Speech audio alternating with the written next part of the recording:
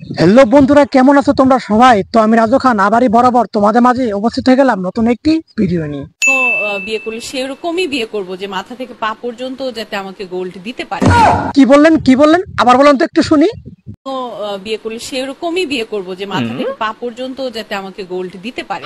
আহারে বুড়ি বেটি কি কইলো? আপনি তো লিপস্টিক আর গুগোবর মাই একদম সাদা পকপকে আইছেন, আর আপনি বলতেছেন আপনি মাথা থেকে পা পর্যন্ত গোল্ডেনদের সাথে দিবার।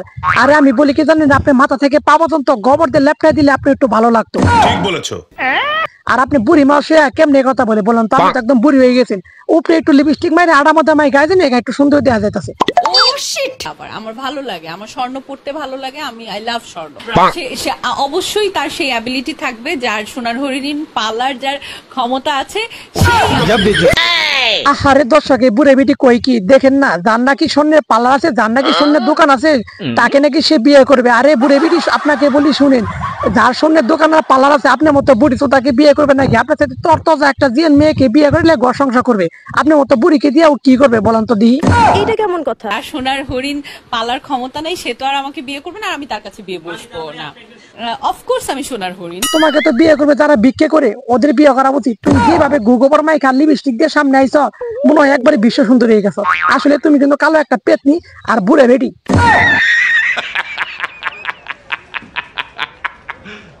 তো বন্ধুরা, আমি তো অনেক কথা বললাম, এবার শুনবো আমাদের ভাইরাল ব্যক্তি, সুপরিচিত ব্যক্তি শিবাতুল্লাহ সেবদা এই বিষয়ে কি বলে। চলো না আমরা এখনই শুনে আসি। আমার শুধু একটাই লোভ, সেটা কি বলো দেখি? জানি না। কচি কচি সুন্দরী তরুণী।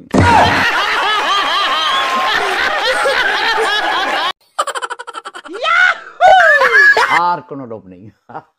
একটা কচি সুন্দরী তরুণী দেখলাম, মন থেকে বলছে তো।